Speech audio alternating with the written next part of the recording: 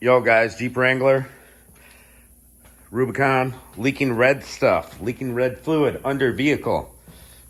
Red fluid leaking under vehicle. Could be two things. Transmission fluid, power steering fluid. A lot of Dodge, Jeep, Chryslers use transmission fluid in their power steering. We check our power steering. It is low, nothing on the stick.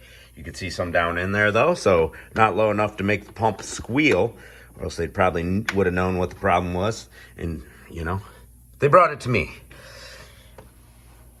About 3 years ago, I changed this pressure hose. It was rotted out down at the bottom and still looks golden.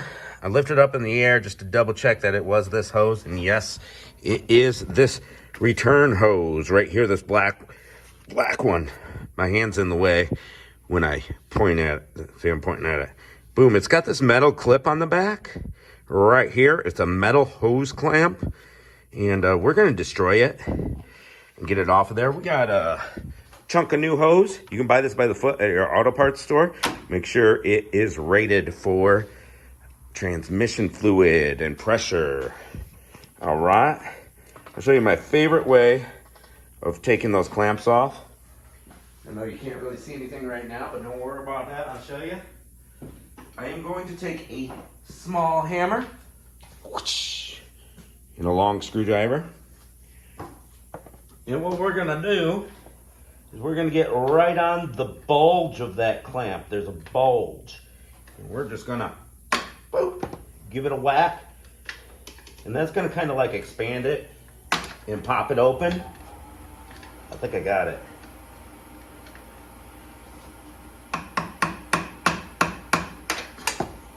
Got it sliding down, it's expanding and moving. So we're gonna go ahead and do that to both sides. And where it connects down at the bottom, a little harder to get to, I think I'm gonna do it from the underneath. So we're gonna get those clamps off. We're gonna change the power steering hose over to this. We're gonna cut it to length, put some hose clamps on there, just regular hose clamps, not the crimp style they have on there. And of course, put an oil drain bucket under our vehicle to catch what's in the reservoir that leaks out. And we'll refill it. I believe this takes ATF +4 transmission fluid.